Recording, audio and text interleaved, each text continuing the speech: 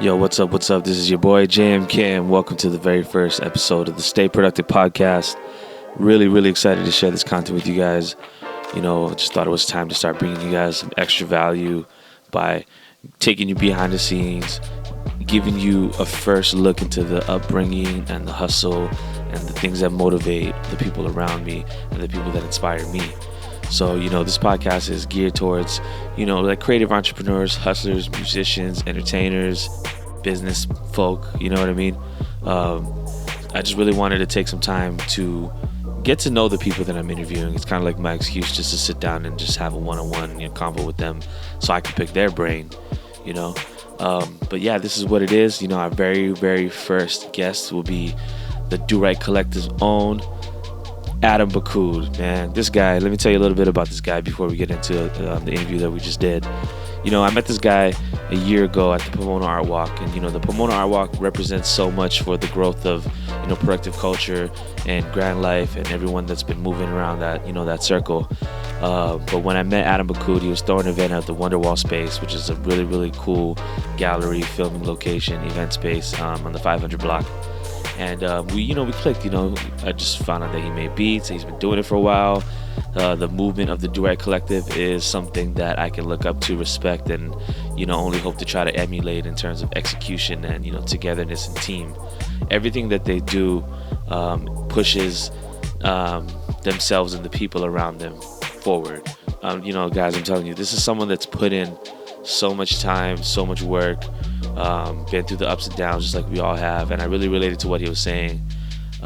So without further ado, about to get into this. But before we get into this, I just want to let you guys know, you guys need to go check out our podcast sponsor. It's GetSyrup.com. GetSyrup.com has discounts, deals, and giveaways on all your favorite products and services that give your time back to you. Now, what this is it's a resource.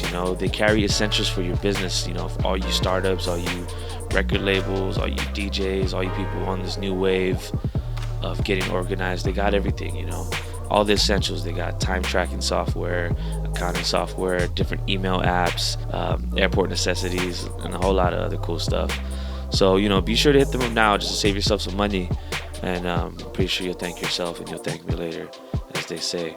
So anyway, without further ado, welcome to the very first episode of the Stay Productive podcast. All right, welcome to the Stay Productive podcast. This is JM. We're here with a super dope guest for the day, Bacud from the Do-Rite Collective. Good to be here. What's up, man? How's everything? Everything's awesome. How are you? Pretty good, man. Just out here. I'm really excited to have you on the show. So why don't you give everybody just like a standard 2-minute spiel, who you are, and what it is you do right now. My name is Bacud. I'm a producer. That's what I started off doing, and just through meeting people, we started a little music collective, mostly jazz musicians, DJs, and producers. And it's gotten to the point now where we're just kind of like sharing resources to help put each other on and put other dope musicians and DJs and producers on also. Nice. So this is with the Do-Rite Collective. Yeah. Nice. And what we've done is we're trying to align ourselves with a lot of nonprofits and try to bring people together for good causes, because music is really powerful. Mm-hmm. So bringing people together for a good cause, right. It's like a win-win. So right. So how long have you guys been working together as the Do-Rite? Was there other versions of it, or? Officially, it's been just under 2 years now. And during that time has been the bulk of the growth that we've had as a team. Okay. Just learning about each other and just kind of developing the relationships and stuff, and seeing what everybody's really good at. Dope. So what would you say is your role mainly? My role in the Do-Rite Collective is, I guess, I kind of help facilitate movement. I kind of help facilitate activity and make sure that it doesn't get too stagnant, because I know that you know how it is. The creative process, it kind of dictates its own pace sometimes. Right. So we just kind of help coach and move it along. Right. That's super respectable, because I can definitely say, we met because I think I just came to one of your events at the Art Walk, just ran into you guys, and then it's definitely evident that you have a team, you have a structure, and it's kind of like one of those things like real recognize real, you know what I mean? Immediately when we met, I was like, well, this guy's got it, you know what I mean? So appreciate I'm glad that, no problem. So let's rewind a little bit. Sure. where where are you from? You know, we're here at the Dope Spot Studios in Pomona, California, but like what's your background? Where are you from? And all that good stuff. Born and raised here. I was born in West Covina. Nice. Actually, grew up in Walnut. So nice. You know, when I came home from the hospital, it was in Baldwin Park. I don't consider that, you know, a place where I lived because I was only there for like a year. Right. And then my family moved to Walnut, so that's where I grew up. Okay. Been here ever since. You know, and grew up. I was a big fan of hip hop growing up. Right. I had a really cool uncle when I was young. He was younger, so you know how it is. Sometimes you get a cool uncle that's into hip hop. Most of my other relatives are much older than they didn't know what it was. So he kind of like shaped my interest in hip hop as a young kid, and you know, since then I've just had a really, really deep appreciation for it, and it inspires me in the things I create. So, was there an instrumental that just really like captivated you and made you like really dial in and you started like dissecting the sounds? Like for me, it's like Still DRE. Oh yeah. Like that beat, I feel like that song changed my life. You know what I mean? Definitely. But what was it? Do you have one off the top of your that's head? a really tough question. Actually, there's a lot. If it comes to instrumentals, like Pete Rock, his beats really, really spoke to me. Those ones were the ones that made me want to make music. And then, of course, Jay Dilla. Like, Oh man. Much, you know, he's like the one. He's the one for me. He's the producer for me. Then I listen to his, and it's like I want to be able to reach people like he did, you know, and I want to be able to like touch people the way he did with his music. Right. I think that there's something that he's able to like touch it or tap into emotions with the way he put his beats together, you know, and it's what he really was a musical genius. That's why, you know, even until today, people still. There's so much respect for Jay Dilla. Absolutely. You know, all over every and other genres too. So. Yeah. I feel like everyone's favorite producer's Dilla. Yeah. For me, like, were you a Dilla fan from the beginning, like while he was alive? Yeah. And like as you were growing up, you were aware and you were listening, or was it something that you learned after? Because some people learn of Dilla through like Kanye. Yeah. Because like they become Kanye fans first, and then they'll go back, or were you just Dilla from day one? I mean, I wasn't Jay Dilla. I wasn't like a big Jay Dilla fan from the very beginning. You know, like his style definitely, you know, similar to all the, you know, a lot of. I was already listening to a lot of his beats without even knowing that was him.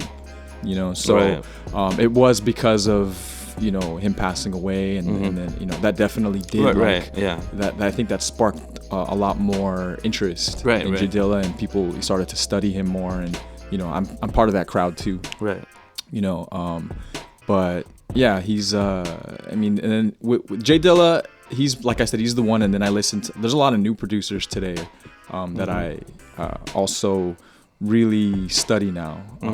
Ninth Wonder, I love Ninth Wonder. Brass Tracks, those guys are who I'm really like. Those guys are definitely, you know, the producers to follow now. You know, so I think the game has changed a lot, you know, as far as in the production game. There's a lot of people to draw inspiration from. But going back, it's definitely Jay Dilla for me. Nice. And Q-Tip. I like what Q-Tip did. Oh yeah. There are some underrated like rapper producers. Yeah. Or producer rappers, depending on what lane you put them in. He's one of them. I feel like Andre 3000 is one of them. Oh, definitely. I feel like Eminem even had his really strong moments that he really like had a lot of shine. Can't forget about Kanye West either. Oh yeah. Kanye. Kanye, yeah, man. Kanye, for me, Kanye is a really big influence. Like, he's one of the ones for me. For example, I really came up listening to the like the Dre, Timbaland, Pharrell, Kanye, Scott Storch vibe. Like, that's when I started, like 2003. The first thing that I ever, the first music like remix or thing that I ever did, beats or whatever, was like a Dr. Dre production. Like, I tried to do a mashup and all that stuff. Actually, no, scratch that. The first thing I ever did was, my brother was a DJ, and he used to work at like the on-campus radio station at Seattle Pacific University. Oh, cool. So he brought home like the single versions of songs, and I never had seen that before. I didn't know that. I think they were called maxi singles. They had 5 songs. It was the dirty, clean, instrumental, acapella, and then a remix. Yeah. So he brought the instrumental for Miss Fat Booty, and then like he put it on my on our family computer, and he showed me like how to loop it using Windows Sound Recorder. Yeah. So that was the first thing that I ever did. But then other than that, it was like Dre, Kanye.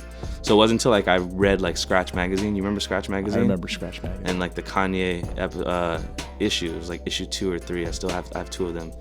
And he talks about 1, Jay Dilla's drums, and he talks about 2, stealing drums from Eminem.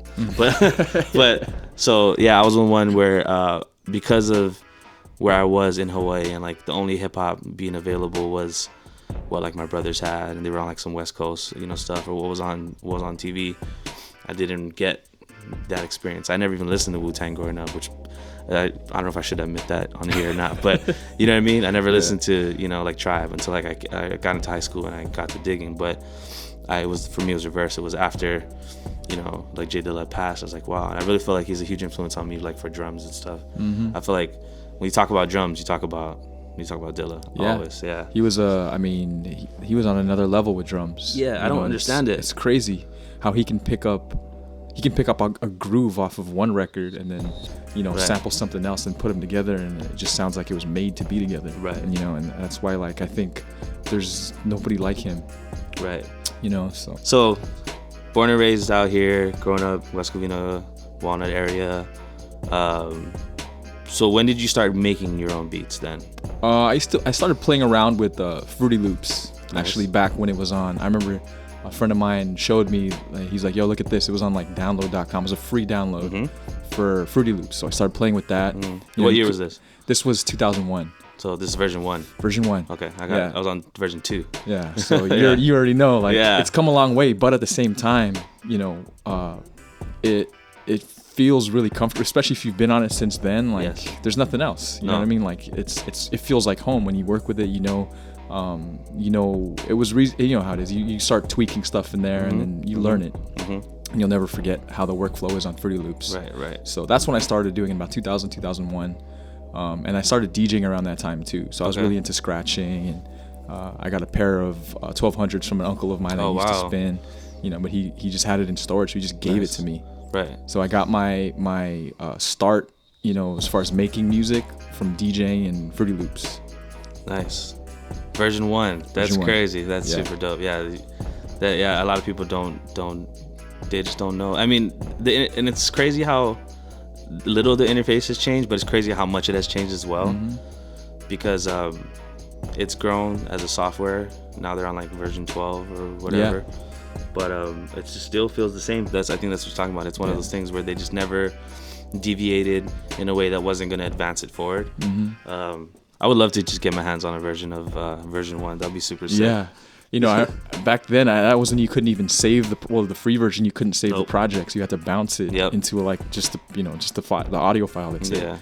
Do you have your music from back then? I don't. I have it. You know what? It's funny you asked. I just found a laptop that has my old projects on there. It's just a matter of like firing it up and digging. But I should. Yeah. That's a good idea. Can you? So okay, I have a question for you. Sure. How important is hip hop and DJing and just hip hop in general to the Filipino culture? Because I feel like I have a lot of Filipino homies that have uncles that DJ, that gave them turntables, and they're all super fire, and they all play keys like crazy, and all the girls can sing. So what's up? I don't. That's a great question. I don't know if it's like some sort of like genetic predisposition to like rhythm or something. No, soul, you have but soul. I don't. Maybe it's what I like to think is I think we're kind of all just born with the interest in music, and then because it's like kind of ingrained in our culture too. There's a lot of like in most cultures music and dance is part of it, but I can only speak from Filipinos, but we have a pretty fun like variety of cultural dance and things like that, and music. So and because rhythm has been a big part of it. Maybe it's because most of us are exposed to it at a very young age. Participating in music. I think so. And I think especially, I know in Hawaii, you guys have a very, very deep culture in music and dance too. Right, and it's funny you say that. I think I'm kind of putting it together because in Hawaii we have reggae. Yeah. And I feel like we have a lot of like cultural music and dance that's very like tribal, very percussive. And I feel like the Japanese also has that. And I know hip hop is big in Japan. and I'm kind of putting it together that like hip hop is to the Filipino culture what reggae is to the Hawaiian culture. If we never got reggae, whatever way that came over, I feel like we just missed the boat, and it would have been the same. So I feel like I relate to it now. It kind of makes a lot more sense now that you say that, especially culturally. Yeah. Also, I hope I didn't offend anybody earlier by saying that all Filipino girls can sing. I'm not offended. Yeah, I grew up in Hawaii, and all my best friends were Filipino, and so I love you guys. Don't worry about it. I gotta like double think these things. You know what I mean? But there are things that are a certain way. You know what I mean? Right. You know, there's a lot of Filipino nurses and mailmen out there. Yeah. You know Hey, I didn't say. You know, nah. I said it. Yeah. You know, but it's true, and it's just. A lot in the healthcare industry. Yeah, it's just, I don't know, maybe it's just a character trait that kind of exists in, you know, certain people. I don't know, for whatever reason, but it does. Yeah, very nurturing. Yeah. Cool. That's dope. Yeah, it's really sick. So you started making beats 2001. Mm-hmm. It was just a hobby, of course. I didn't really put it anywhere. You know, there wasn't really a platform like there is today to put music on. You know, it was more of one of those things like, hey, check out what I made on my computer. Right. But if you're not, you know, and that's the only place I could show it. Right. You know what I mean?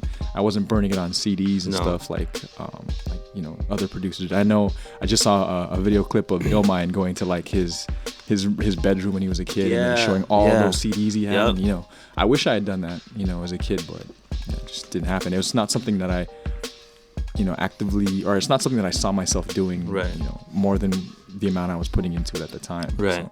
But when things did start to pick up, as far as like the way we can be heard, did you get in early? Because I feel like the earliest things were like, first it was mp3.com, and then soundclick.com, and then MySpace, and then it became, you know, SoundCloud. Like, were you on those early, or did you just kind of make beats at home? Yeah, I didn't put any of my own stuff out there until SoundCloud, to be honest. Oh, really? MySpace, I went on MySpace to find music, you know, to find, I mean, growing up, or actually in high school, there was like, you know, there was two sides to hip hop. There was the radio stuff and then the underground stuff. Right. You know, and there was a lot of like, I guess it was kind of a hipster thing too, you know, or it's just like, you know, I know some new hip hop artists that you probably never heard of that you're gonna think are dope, and that was kind of like a badge of honor that people like to wear. Right. So that's why I found a lot of my music through MySpace, because it's like, I love this. I'm not gonna hear this on the radio. Right. How can I start, you know, building a library on my computer that can show people that, right. you know, I want to make new fans out of people. Right. You know,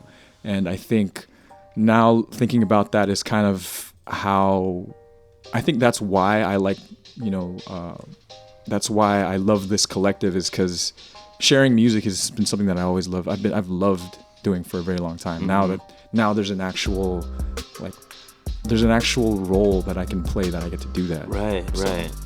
Get to curate something. Yeah, and I think it, you know, that's something I discovered, you know, with today's tools, but it was something that's been inside me already for a very long time. That's interesting you say, because a lot of people, when they start, you know, collectives or groups, and they start doing shows, they always talk about community, but I think you're hitting on the head when you talk about sharing. You just want to share music. Mm-hmm. So you're creating your own way to do that. So that's really cool. So when did you start, you know, getting more into the business end of things? And, you know, I know we talked a little bit about like the origins of like the Do-Rite, but when did you really start putting that together? And what were you doing, you know, before that? Is this something that you started right out of high school, or did you kind of take some time and then you're like, hey guys, I want to do this? Or how did that happen? Yeah, that's a very interesting question. I never would have imagined I'd be this involved in music as I am now. Right. I graduated high school. I didn't go to a traditional 4-year college. I went to a trade school. Learned how to work on cars. Oh, really? So I wanted to just go learn a trade and go to work. Okay. That's kind of like the path that I saw for myself. Right. You didn't want to do the 4-year thing? Nah, there was, you know, I felt like, you know, because of my high school experience, I was like, I might just treat, you know, college like high school, and then, you know, before I know it, years go by, and then I'm still unsure of what I want to do. Right. So that's why I picked up the trade, went into, you know, I started wrenching for a while, and then I just tried stuff out, you know, but the constant was music. I've always been a big fan of music. I'm always hungry for new, like, dope music. Mm-hmm. So what I started doing was, you know, I got comfortable with my job, and on the downtime, in my downtime, I would have people come over, have a hookah at home. So we'd have a hookah session, and you know how it is during a hookah session. It's usually like, yo, check out this video I like on YouTube. Check out these artists. You're just sharing, and then through that, I connected with other people that love music as much as I do, that played music. So that's kind of how the direction changed a little bit for me with music. And it wasn't that long ago. This was, less than 5 years ago when I really started to like see more potential in pursuing something in arts, music, lifestyle. So that's kind of, it's very recent for me. So that's when it started. So just backtrack a little bit. When you made the decision not to go to your four-year program at the time, and you went into trade school, is that something that was, supported as far as the people around you, your family? Because I feel like in like certain cultures, getting that degree is so important, but then other cultures just like, okay, as long as you have a job, good job, What was it like for you? I'm very blessed to have a really supportive family. My dad has always been in business, for himself. So he's because of his open-mindedness with what I want to pursue, I kind of attribute everything that I have now because of that. I'm not rich. I don't have I'm just an average guy, but what I have that's I think is really special is the support of somebody I look up to, like my dad. Right. So I think as far as like it's best case scenario for me with the things I want to pursue. Awesome. So yeah, that's amazing. So like, what did your dad do when you say he's now in business? Or what does he do? Yeah. He does a lot. Well, he was in the Navy for 21 years. He's and then he retired, and then he had a bunch of different businesses. Like a serial entrepreneur. Yeah, so both in and out of healthcare, a little bit of healthcare. He'll find. I don't even know how he finds some of the jobs that he picks up. But there's a database that he and I run, and we've been doing it since like 2000. So that's kind of what that's what I've been doing to support myself through. And I'm actually a student again in school, so that's why I'm trying to but you're able to do that because of your businesses. Right. That's really dope, man. Really respect that. Yeah. So if it's anything to inspire others, it's like there's always a way. If there's something that you really want to do, there's always a way to make it happen. You're never a victim of your circumstances. There's always a way that you can shape your surroundings to keep going forward to what you want to do. Like we're here, and that's a blessing in itself. Definitely. Like Gary Vee says, he's like, the fact that you were born, like you already won the lottery. So there's circumstances. And they're pretty major circumstances that people are put at like disadvantages in life. Whether it's social or like cultural. But there's always a way, and it's very important for people to understand that, like, if you really want something, you just have to go and get it. So that's really cool that you had that instilled in you. There's like these entrepreneurial or business tendencies that you were picking up on at just at a younger age.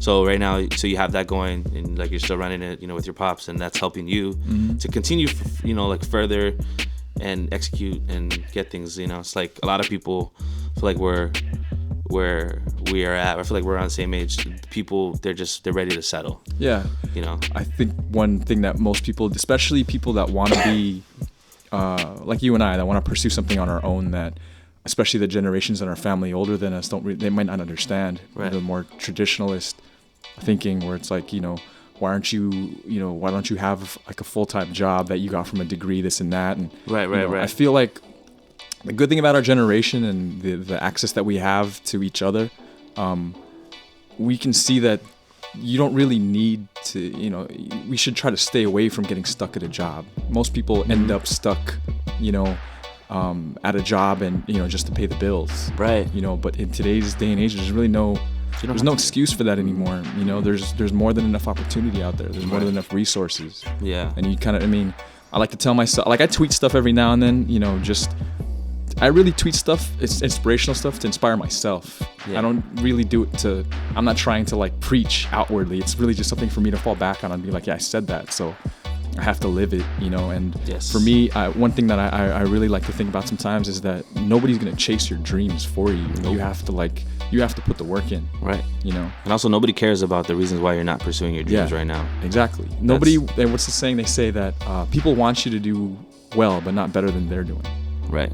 So that's why, at the end of the day, it's really just you. You're in competition with yourself. Exactly. And you have to try to put yourself out of business every day, because other people are trying to do that as well. Right. You know. And everybody has their own lane that they're in, you know. So it's like, I think one thing that I was doing that I looking back, I really shouldn't have, was comparing the speed that I was like progressing through something, whether it's in music or how you know, as a creative, I think we're all our biggest critics, right? Yeah. It's hard to stay motivated when you're comparing yourself too closely to other people's success and other people's, you know, journey. Right. So that's why I've taken away from that now. I'm just like really focused on being better than, you know, myself yesterday. Yeah. I used to always compare, like, age. Be like, look, by the time I'm this age, I need to be doing this. In fact, when I moved out here, the first thing I did was I set like a time frame. Like after high school, because I came out to LA right after high school.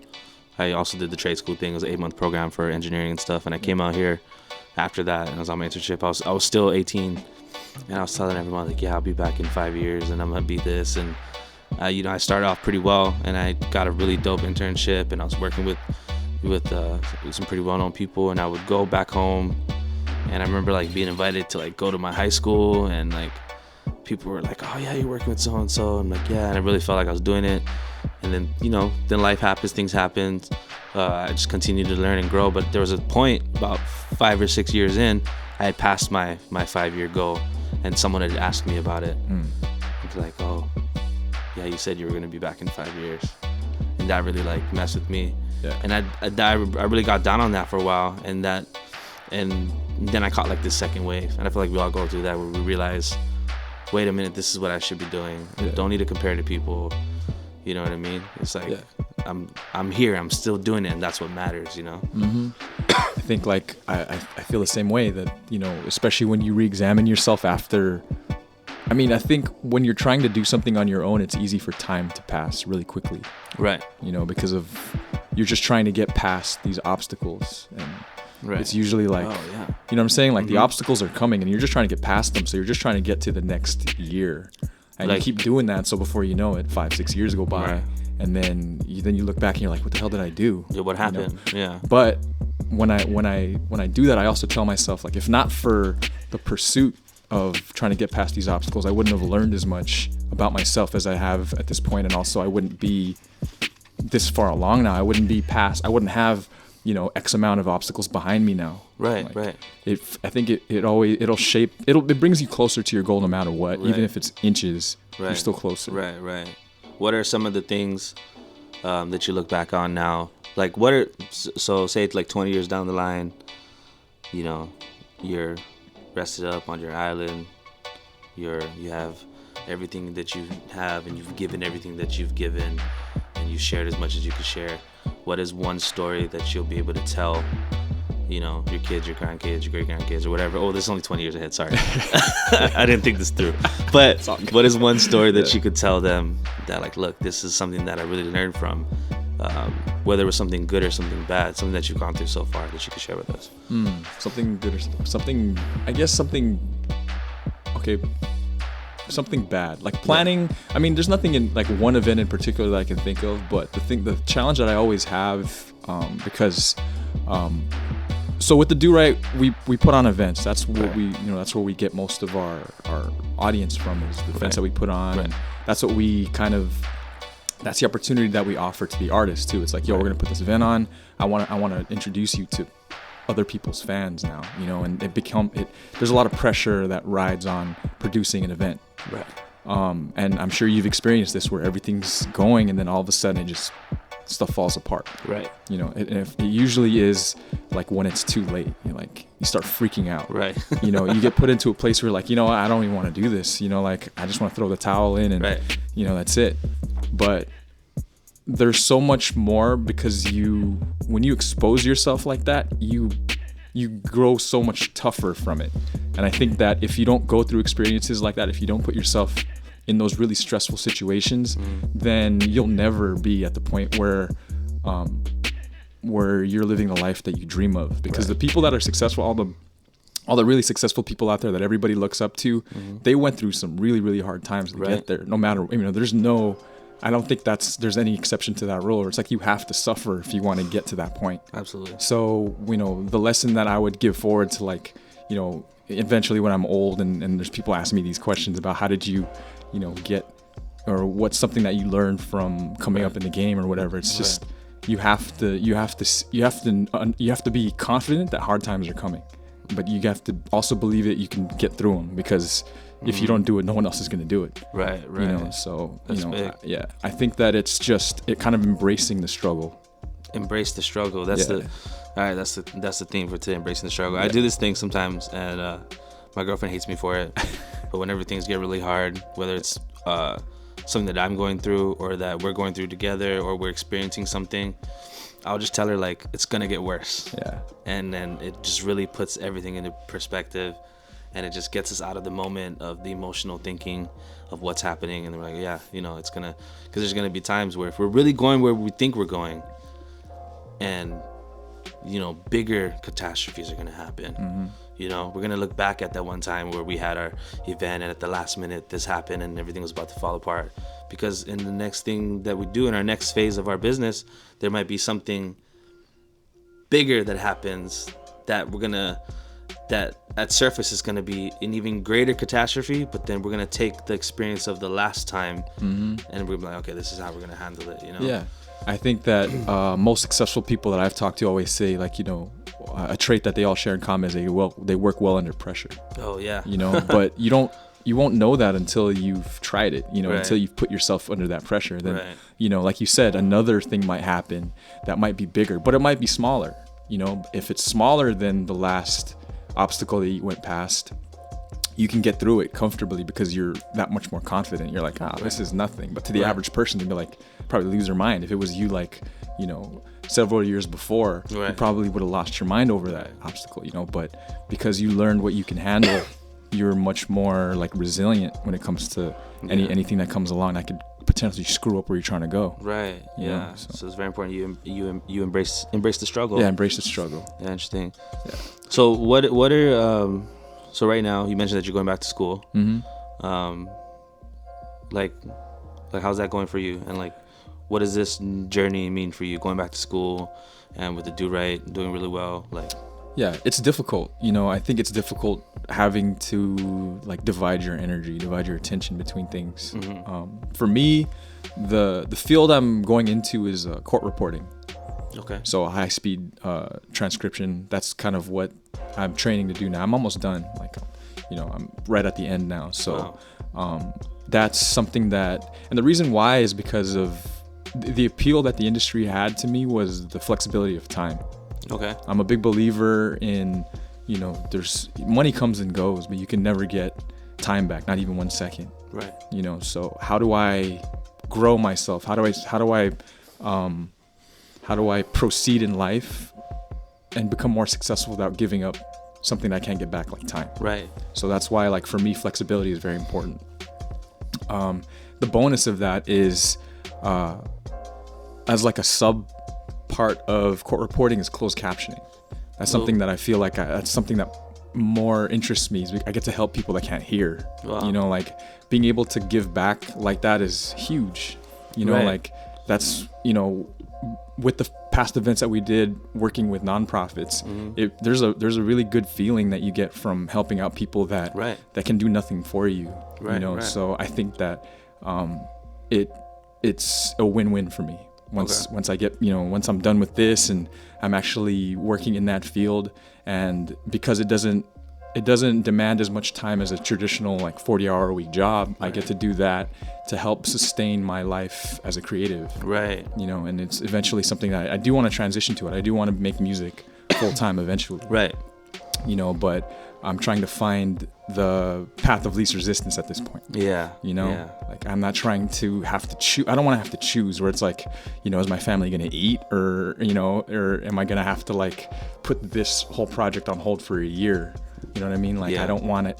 I want to be able to be more in control of how I spend my energy. Right. And you're trying to figure out how to make it happen without, compromising either. Right. Mm-hmm.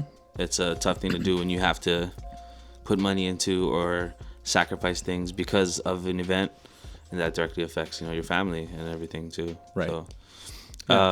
So recently you got married. I did. Congratulations. Thank you very much. It feels great. Yeah. How's married life been for you? I didn't think it would feel any different. My wife and I have been together for 13 years. Oh wow. We've been together for a while, so I feel like how? No, I'm just kidding. I know, right? I mean, people ask me that because and most people don't make it this far, you know what I mean? Like even marriages won't last this long nowadays, you know. But my whole view on it is it shouldn't be too much. It shouldn't feel difficult, right? You know what I mean? I think people sometimes try to force situations, and then marriage becomes something to prove. Where it's just like I'm marrying you to prove that I'm never gonna leave you. Like, right. I think a lot of relationships end up on that route, and you're just dooming it. Like, so in my case, I didn't think it would feel any different. But we decided like, well, it's been a long time. Let's let's be married. So it feels better. Like I didn't think it could feel any more like I don't know what's the word I'm looking for. I didn't think it would feel better than I already felt being with her, but it definitely does. That's interesting. There's a newfound, there's another zone that you go into when you marry somebody that you've been with or that you've been in love with for so long. So and I think it's because of the role that she has in my life too. She's been my number one support system. Right. I don't know anybody else that with as much patience that she has. Right. With me pursuing all the things I want to pursue, she goes to bed alone sometimes because I'm like, you know how it is, in music, there's a lot of late nights. Yeah. So, and even if it's just me going into the garage at home, like she still has to go to bed alone. Right. And I just don't know what I would do without that. You know what I mean? Because I know that even, and we bounce back from it like nothing happened. Right. Like the next day will be cool. She won't be upset that I was in the garage until like 5 a.m. Right. So, and just the constant like genuine support from her is what I attribute a lot of my motivation, my will to stay in the game comes from that. Yeah. It's very rare that people go through this alone, and to have that and to have the support that's everything. I could also, I'm in a similar situation, not married yet, but hopefully soon. Mm-hmm. But it's like I sometimes feel like very, very selfish. Yeah. And that's I definitely know what you mean. That's something that like it's really hard to admit, but it's really hard to understand that someone understands. It's kind of like you will never understand how they feel, and they will never understand how selfish you feel. Mm-hmm. And the more that it becomes okay, the more in the back of your head you just keep thinking like, yeah, but she's home alone right now. You know what I mean? So that's something very big, and it's very big of you to like move, take that next step. And it's very interesting to hear that it does get better. Well, that's not the I know what you're saying, but like it's hard to imagine that it can. Yeah, like can. Like wow. Yeah. So that's really big. What's on the horizon for you guys? Do you guys have any kids? No kids yet, but very soon. Yeah. So I'm the amount of sleep that I'm not having is because I want to like make sure that I'm setting up as much as I can to bring a life into this world. Yeah. I know that people, my friends, a lot of my friends have kids and they have their own, their own lives now, and it's like something I look at. It's like, well, I'm gonna be there soon, and they tell me like you're never gonna be 100% ready to start a family. Oh yeah. But I know that I can put things in order before that happens. There's a few, there's things I know that in my life that I need to get handled before I bring a kid into this world. Right. Yeah. So, you're just being smart about it. Yeah. I'm trying to make the best decisions I can with with the things I'm learning about myself and about the people that are around me. Right. Are you, like speaking of learning, are you big on just like gaining knowledge, or are you a reader? Do you like podcasts? Do you consume YouTube videos of Ty Lopez? Like, what's your thing? Because I feel like we all have, not necessarily Ty Lopez, but like as creative entrepreneurs, I guess we'll call us. We all have this special part of what we do that separates us from other people as far as consuming and implementing. Like, what are you on right now? Yeah, right now I listen to I for me, reading makes me sleepy. It makes me like I could have just drank a large cup of coffee, but I'll read something and then I'm sleepy. Okay. So I listen to a lot of audiobooks. Okay. I do find a lot of my inspiration from people that have things that I want.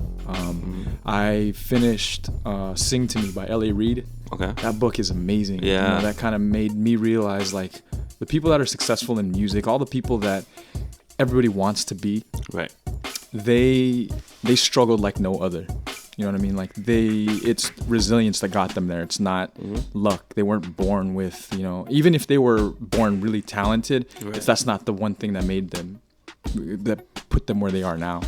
Right. So there's that. I listened to a lot of like autobiographies, but I read Timbaland's book. That was really inspirational too, to see, to hear the perspective of somebody that came up in the age of the music that I listened to a lot. Right. So that was really cool. And then I also read a lot of like, I guess, self-help, motivational things. Right. Like I'm working on a book right now called Trying Not to Try. Okay. Basically how not to, I guess, underestimate the talents and abilities that you have. Okay. Trying Not to Try. Okay. Yeah, it's called Trying Not to Try. That's a really good one. There's another book called... Who's that by? Oh, I don't remember the name of the author. I have the audio file that I just always play when I have in my car. Nice. And then there's another book that I learned a lot from called Leadership and Self-Deception. Okay. That one talks about how your mentality and the way you treat other people, or even just the way you view other people, affects how they act towards you indirectly, whether or not you're even putting it out there. Right. You're creating an environment on your own that, people that are, even if they're just passing by, they're part of that environment and they're affected in it. They're affected by it one way or another. Okay. So it really makes you reevaluate and reexamine how you see people and how you treat things outside of yourself. Right. And the ultimate objective is, how do I stay sane? How do I not I guess it's like mitigate the anxiety a little bit. Right. It's very important. Yeah. Something that's not really talked about that much in our field or in a lot of like creative fields is like our mental health, Yeah. So what's some advice that you would give to yourself 10 years ago before you're on this journey now, to prepare yourself, if you can, for what's happening right now? Value your relationships. That's, I think, and by valuing, that also includes cutting people off that you think that aren't like that don't contribute anything positive to your life. Right. There's people that are neutral, and that's fine. It's hard. It's fine to have people in your life that don't really offer anything, but don't take away from it either. But if you have a goal that you're trying to reach, you have to put yourself in the best case scenario. And right. People will understand. Everybody has their own, like I was saying earlier, everybody has their own lane that they're in. Right. And it's just a matter of like finding the people that have not only the same size vision that you have, but kind of the same, it kind of has to look the same too. Right. So, right. And I think that being able to discern who to keep in your life and who to kind of like ignore is really important. Right. Yeah. Dope. It's really dope, man. Really dope conversation, man. I really dig this. Man. Thank you. I'm enjoying this too. For sure. Sure. So, is this your first interview? This is my first interview. Lying. I swear. I'm gonna find it up. I need my fact checker. Yeah. I know, right? Go ahead. I don't have a fact checker. Oh. I'm gonna present. Hey, fact checker. I need you to look up all the interviews that Adam's done because I don't believe him. So that's really dope, man. So just going forward, what are some things that you have going on, or what are some goals that you have, both personally and for the Do-Rite for this year, or just going forward? Yeah, going forward with the Do-Rite, I mean, the core group, the founders, I'm confident now in how much I can rely on each one of them. I feel like going back to the whole relationship thing, it's like it's hard to to discern whether or not somebody says yes because they're your homie or yes because they actually really want it. We talk about this all the time. Yeah, and seeing, and it only becomes like really evident through some obstacle, through a struggle, when you're asking them to kind of step outside of their comfort zone. Yeah. It's like, yo, I need you to be here. I know you haven't slept, but you being that, but them, whether or not they show up is what dictates how I'm going to treat the next step. Like, am I going to give this person the same, task or give this, you know what I'm saying?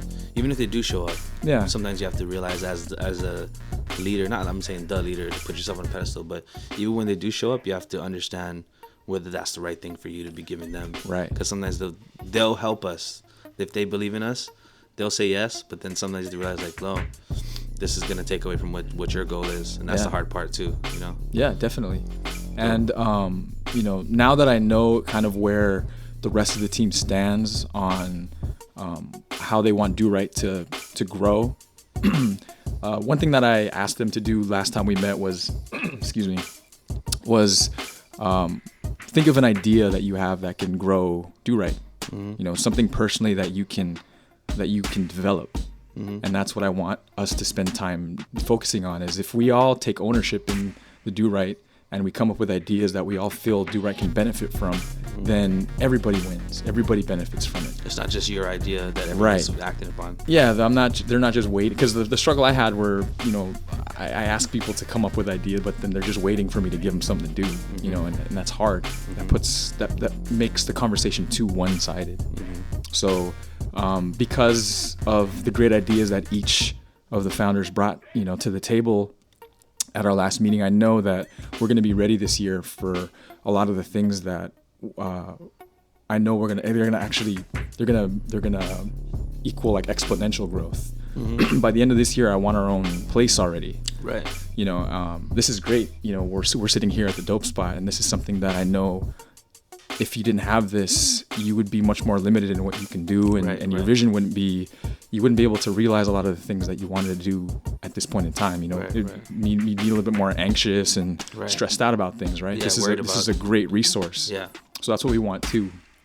The cool thing about each of the Do-Rite members is everybody has something that they can teach. Mm-hmm. So that's kind of how I see Do-Rite moving forward, is how do we give back, and in return get something to help us grow. Right. So that's what I know. By the end of the year, we're gonna have our own spot.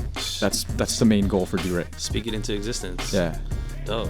That's really dope. I can't wait to go to your spot and create some fire. Oh yeah, don't worry. I'm gonna let you know as soon as we get it.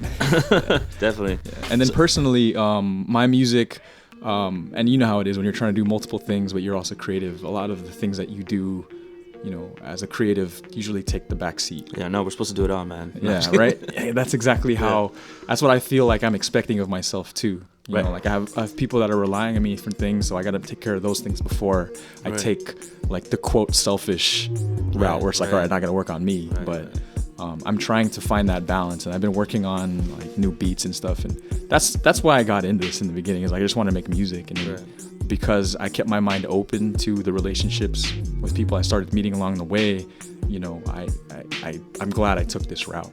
I can always go back to, all the how it is. You have unfinished beats, and no matter what, you have something to go back to. There's more work than there are hours in the day to work on it. So I don't have to worry about hitting like a writer's block or anything like that. I have enough now. Yeah, same. So that's really dope. Yeah, so I'm gonna put that stuff out. Cool. So where can people find not only where can people find you and your music, as well as where can people find the Do-Rite Collective online? Okay, you can find me at Good Mood Beats. That's on Twitter and IG, and then on Facebook. I'm on Facebook too, but it's not as active as my IG. My SoundCloud, same thing, Good Mood Beats. And then with the Do-Rite, you can find us at DoRiteCollective.com. Okay. We have a new website that I'm building right now. So what's on there? It's very simple. It's basic, but it'll get you the information that you need. Mm-hmm. And then our social media is at the Do-Rite, and that's set off with underscores. Okay. So that's where you can find everything that we're kind of working on right now. We do also have a Sunday night residency every week in the City of Industry at XOX Pub. Yeah, so that's where we put on a lot of the DJs that we meet. We have a lot of there's a lot of live acts that come through. We usually do live music there, once or twice a month. Right, and then DJs on the other nights. Right, DJs every night. Even on the nights when there's live acts, we have DJs that kind of like, before and after. Yeah, you got to. Yeah. Dope. Cool. Well, thank you for joining us. Yeah, We're gonna wrap it up. Thank you for having me. Hopefully we can, touch base again soon. Have more stuff to talk about. Sure. I want to have reoccurring guests. We can talk about our growth and everything. Dope. Okay. Cool. So thank you everybody for listening. Thank you. All right. Peace out. Peace. That's it.